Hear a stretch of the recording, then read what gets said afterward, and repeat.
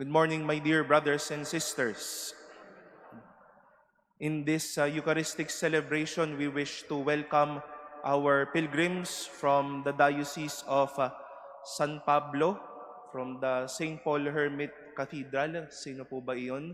At ang ating mga pilgrims from Mozon, Taytay. We welcome you to the Manila Cathedral, and we hope that you will have a beautiful encounter with the Lord as you do your pilgrim here at the Mother Church. Palakpakan po natin sila. Welcome po sa inyo. And to all of our pilgrims and brothers and sisters, a blessed day and welcome to all of you.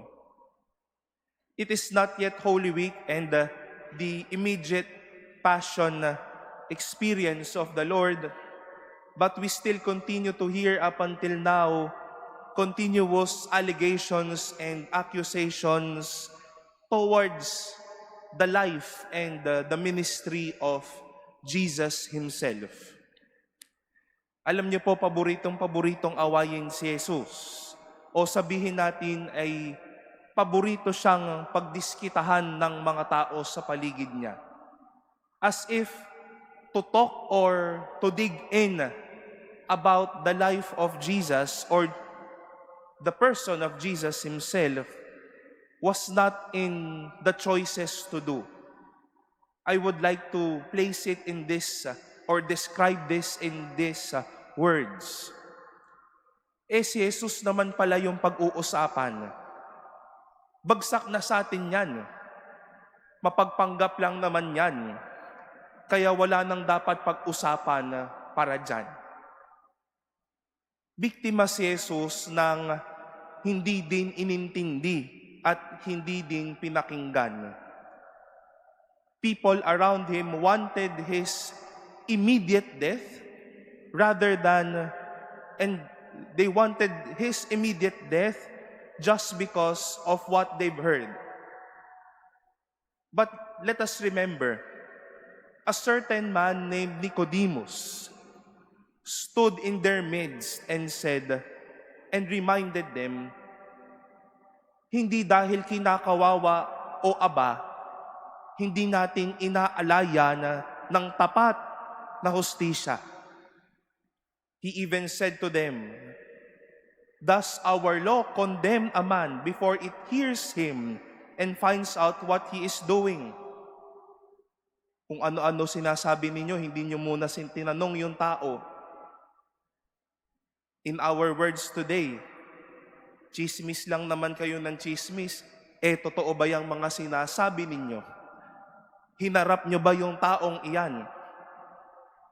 Hindi dahil paboritong pagtaksilan ng tao o sa tingin ng iba ay kaawa-awa, hindi na natin bibigyan ng bukas nating pag-iisip.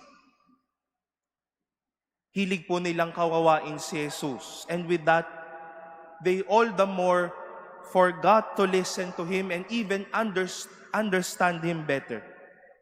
As if they are having a good time fault-finding the Lord rather than listening to the Lord. Kung may nangkakawawa po sa ating mga kapatid, kung may kinakawawa sa ating lipunan at sa ating mga komunidad, sana may mga taong katulad ni Nicodemo na handang tumayo at manindigan para sa minamahal. Nicodemus stood for Jesus while those others would play on and maybe show injustice to Jesus.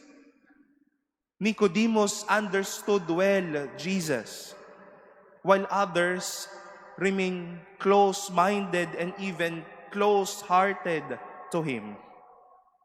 When people chose to be miserable over Jesus, Nicodemus chose to be a neighbor and to fight for Jesus Himself. We will be dealing with those people whose life became miserable because they were not listened to or they were not accompanied to in this life. Mga tao na katulad din ni Jesus na pinaratangan ng mali pinagsabihan ng mga masama, kinulong ng walang totoong ebidensya, ginawa ng masama nang wala namang dahilan. Mga taong dahil kawawa at kaawa-awa at madaling kawawain ay madaling hindi pansinin o madali na lang din para di mahalin.